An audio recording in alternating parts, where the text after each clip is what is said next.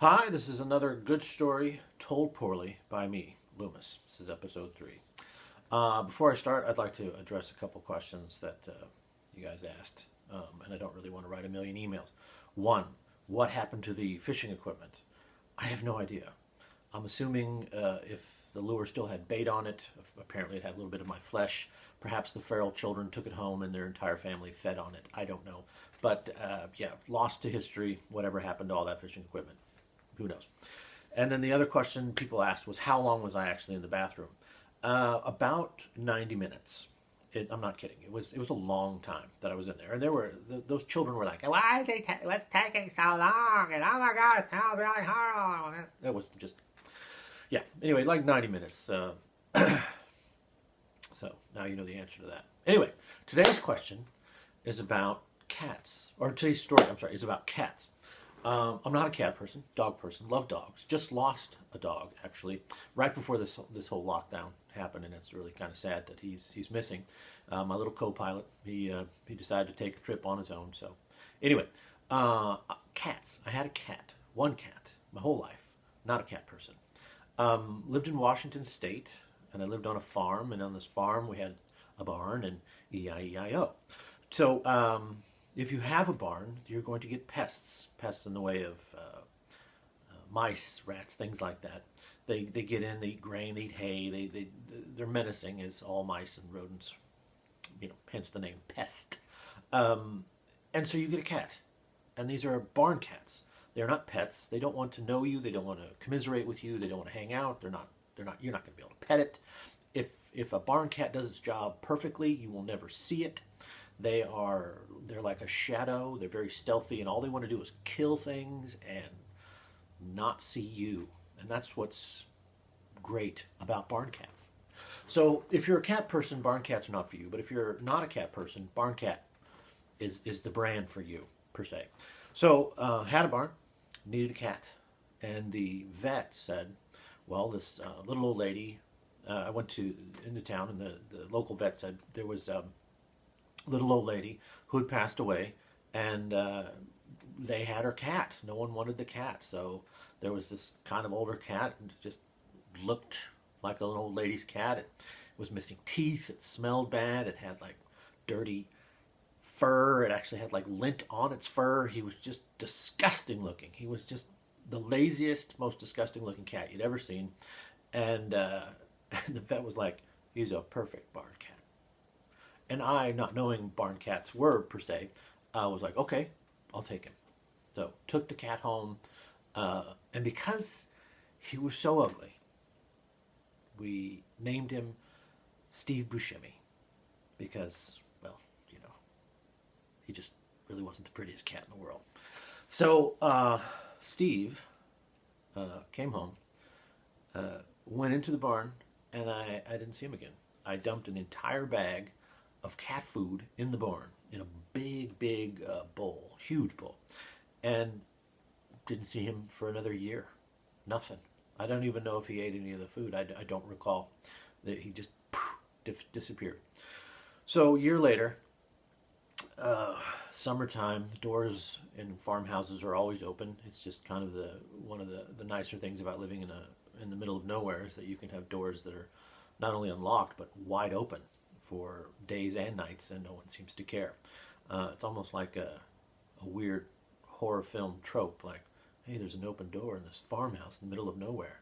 Should we go in? Anyway, so yeah, been like maybe 9 months or so, and summer rolls around, hot of summer, and suddenly Steve just walked in the front door.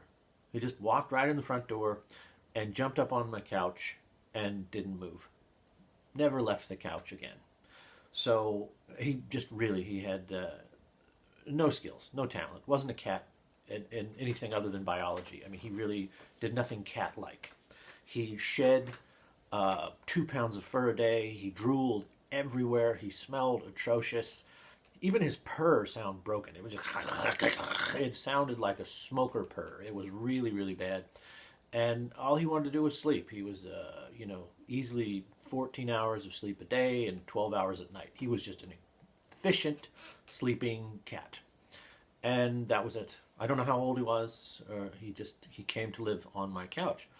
And then when I moved to Tacoma, Steve came with me. I have no idea why, but he came to live with me in my apartment because if you have a couch, you can have a Steve. He's just really, I mean, aren't all couch potato roommates named Steve? I mean, he didn't move. He just drooled. He smelled bad. He was a Steve, and and he came to live with me in Tacoma. And then when I left Tacoma to come back to the Midwest, Steve came with me here. And believe it or not, we drove him down 2 days in a car.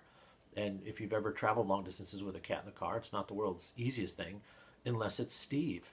Steve went into the back seat of the car where there was food and water and everything if he needed. Didn't care. He just fell asleep on the seat of the car. Didn't wake up for 2 days. He's essentially a door snake with a pulse. He just never moved. So we move into this new place. He doesn't care. He doesn't give two shits. As long as there's a couch, he's fine. Still smells, everything else. So I've had him now for a couple years, and my girlfriend at the time got a puppy. And she was very into the puppy, and it was a wonderful dog. And she decided, well, the right thing to do when you're a pet owner is take the pet to the vet for checkups, this, that, and the other, shots, whatever. So we're like, that's a great idea. We should probably take Steve in, see if we can get the drooling problem under control, or maybe the fur problem, or just to see how old the damn thing is. Maybe they can take a core sample and pull him out, see how many rings he is. Maybe just one visit to a vet, just so we can prove that he's, not a ball of lint. So I took him to the vet, and you take your pet in, and they're like, go ahead, put your pet up here on the counter, and let's just fill out this little form for our new patient. And they're like, so what? And I was like, well, okay, yeah. Put Steve up on the counter. He immediately fell asleep on the counter. Didn't move, didn't smell, didn't do anything. Just fell asleep like he'd been sedated. And they're like, wow, that's a really, calm cat. I was like, yeah, he's pretty good at this. And I said, well, what's his name? I said, his name is Steve. And they're like, Steve? Oh, yeah, his name is Steve. Steve? I'm like, yeah, his name's Steve. Is just something wrong? Steve? Like, yes, my cat is named Steve. Now, you could see the wheels spinning in their mind, like, Steve? Steve? Steve. And she wrote it down, and she just looked like I just told her something so unbelievable that it was going to change her whole world. Like she was just going to go home and look at her husband and say, I got to leave you, and I have to pack up all my things and move to the South Pacific. I can't see you anymore. The world has been, information has been brought forth, and now I see the light, and I've got to go. All because there's a cat named Steve? So they saw Steve, and they gave him back to me, and he I think he even had a cone at one point. Like they said, okay, well, he had something in his mouth, and they did something to it. I don't even remember what it was, but he came home. He was the same Steve. Nothing changed. They did say stop feeding him hard food, which I thought, it's like, I don't feed him at all. So I think it was maybe a month later, I go back into the vet, and it was with my dog. And they're like, oh, hi, welcome. Blah, blah, blah, blah. And I was like, yeah, hello, it's nice to be back here with you. And then put your puppy up here on the counter. And puppy, of course, is a beagle, so he's losing his mind with, excitement because there's smells everywhere, and that's just a beagle's heroin, and he was just losing his mind. And they're like, so what is your dog's name? I was like, his name's Pablo. It's a good dog. And they're like, oh, Pablo, that's a nice name.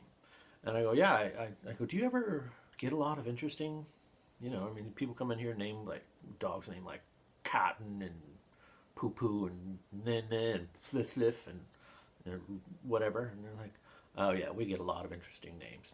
In fact, we even have a cat that comes here named Steve. I was like, yeah, that's my cat. That's my cat named Steve. And they're like, oh, you're the one. We tell everybody about that cat.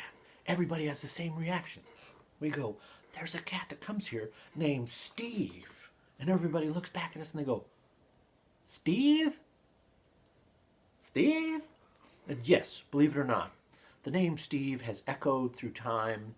and he's famous now in the world of cats. If there was a Hall of Fame of cats, Steve is definitely in it, for no other reason than just because his name was Steve.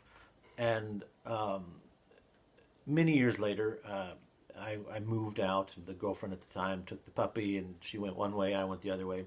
And Steve went to live with another old lady to live out his days. And I think he lived maybe one more year after I gave him to the little old lady. But she spoiled him rotten, which of course, Steve probably didn't even notice. But yeah, that is the Ballad of Steve the Cat. And I hope you enjoyed today's story. We'll see you tomorrow.